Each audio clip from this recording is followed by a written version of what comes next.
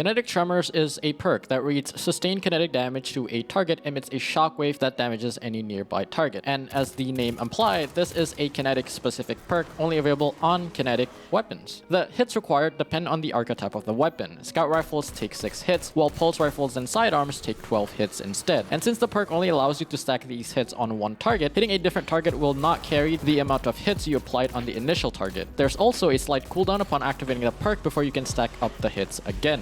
Anyways, after enough hits are met, it creates 3 ticks of shockwave, each with a very noticeable amount of damage in PvE, with the pulse rifle dealing the least damage and the sidearm dealing the most damage. You can also increase the damage of these shockwave through weapon mods and empowerment buffs. Okay, so far this perk seems pretty good. You get free AoE damage for simply shooting at your target. However, notice that the only weapons that can roll with these perks aren't very popular inside of PvE. Outside of maybe the scout rifles, these weapons are not ideal for any general gameplay, and even when you do use these weapons, this perk will not complement their functionality anyways. Enemies that you'd be fighting using these weapons would normally just die before you can proc this perk. And against champions and majors, you'd most likely use either your abilities or heavy weapons instead, since you don't want to waste time shooting them with your primary weapon. With that said, I can see a world where the scout rifle with this perk can be somewhat useful for extremely long range encounter, especially in GM Nightfalls, since the shockwave doesn't have any damage fall off and is great against big targets that are not within range.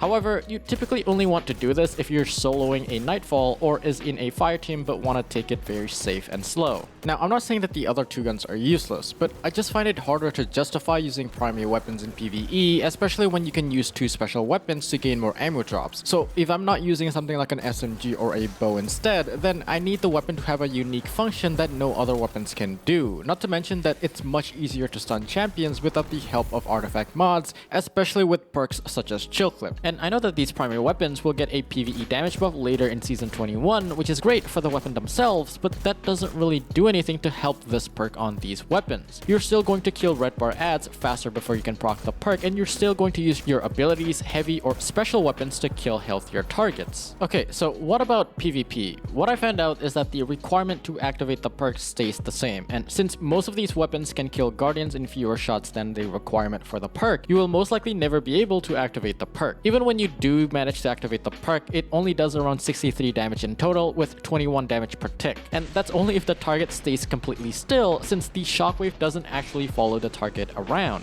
And just in case you're wondering, yes, the shockwave deals the same amount of damage across all other weapons in PvP. In conclusion, if you're a solo player that likes to solo GM Nightfalls, then this perk is pretty good, specifically on the scout rifles. So when the Adept Hungry comes around, it might be worth going for the shoot to loot and Kinetic Tremors combo, since I heard that the shockwave can actually pick up ammo from shoot to loot, not to mention that shoot to loot will be able to pick up orbs of power as well. So maybe you can pair Kinetic Siphon and ammo finders with this combo, so that if the first 2 shockwave kill any surrounding ads, the last one can pick up whatever they drop automatically. Anyways, if you find this video useful, consider subscribing to the channel, since we're very close to 60,000 subscribers. And I also want to thank you guys for reaching over 55,000 subscribers from my previous video as well. But regardless, thank you guys so much for watching, and I will see you guys next time. Peace.